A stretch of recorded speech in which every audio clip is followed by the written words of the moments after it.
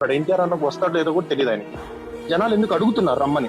Already Nandamuri family చాలా మంది 2-3 ఉన్నారు కదా, వాళ్ళని రమ్మనకుండా ఎన్టీఆర్ రమ్మడం ఏంటి? శాంతిపురంలో రోడ్ షోలో చంద్రబాబు మాట్లాడుతుండగా జూనియర్ ఎన్టీఆర్ నినాదాలు చేశారు.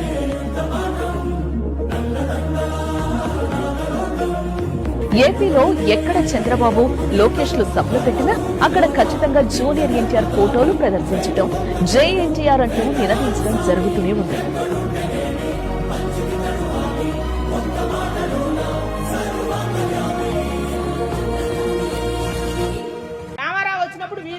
అప్పుడు సీనియర్ ఎన్టీఆర్ దిగుతాడు ఆయనలో.